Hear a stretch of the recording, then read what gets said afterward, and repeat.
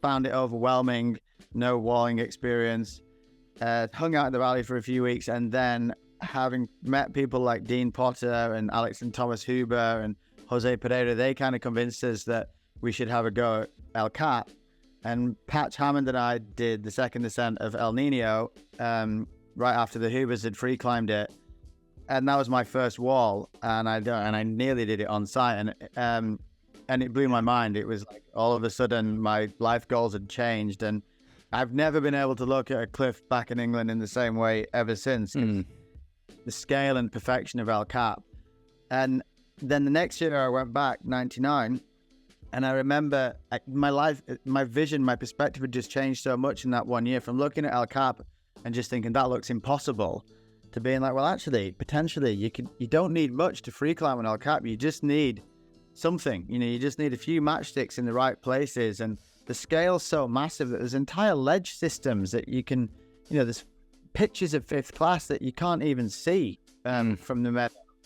And so I thought, right, let's see if we can free climb the biggest, steepest, cleanest part of the wall, the Dawn Wall, from the ground up. And so long before anyone knew what Dawn Wall was, I tried to free climb it, and I spent the autumn season of 1999, and we set off up Mescalito, exactly where Tommy ended up going. But about 3 pitches up, there's a really hard bit, and I couldn't figure out a way of doing that. It came back down, and the first half of the first pitch is in the same place as where the Dawn Wall goes, and then it goes left. Now, the Dawn Wall is now their route, but really that refers to the whole feature of El Cap. There's about 6 routes that climb the Dawn Wall. The biggest, steepest, cleanest, most impressive part of the Captain. And my idea wasn't to single out a specific route. It was just to find a way up to free climb it. Anyway, so we ended up, I ended up a bit further left, and then found a way, aid climbing up, and then spending ages swinging around trying to figure it out.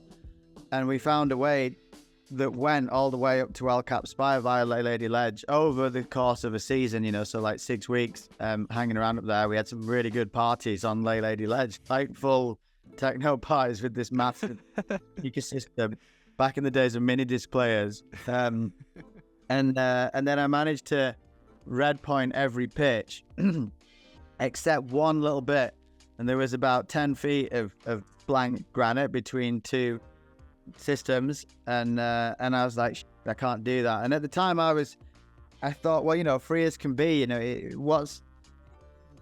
if you just have a few points of aid, it's still awesome to be able to link all these free pitches. So this one blank spot, I was going to drill a rivet ladder through it, like aid climbers do, and have 3 or 4 rivets to link these 2 ledges. And then as I was about to drill the first rivet, I was like, hang on a minute. If I just put the Alfa badge here, I'll only have to drill 1 hole, and it'll be way more fun than cracking your aiders out. Now, the Alfa badge story there was that my friend Tim Emmett was a sales rep for DMM for years, and he had this car which was an Alfa Romeo 955, which is a classic red Italian semi-sports car, and we did loads and loads of trips in it, and it was a fast vehicle. Tim lost his driving license in it more than once. And he's been on the podcast. That's great. Yeah, and that was back when we were all bums, and I didn't even have a driving license. And then finally, I think basically Tim had got so many speeding tickets that DMM took it off him, and he got a downgrade. And right when the car was leaving, and we'd done loads of trips in it, all over the place, as you do. And just as the car was leaving, and I said goodbye to Tim and to the car for the last time, I pulled the badge, the hood ornament, off the front and disappeared off.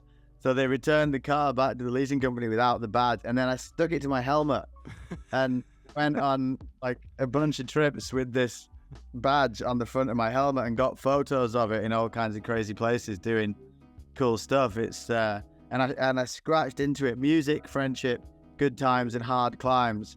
That was the motto.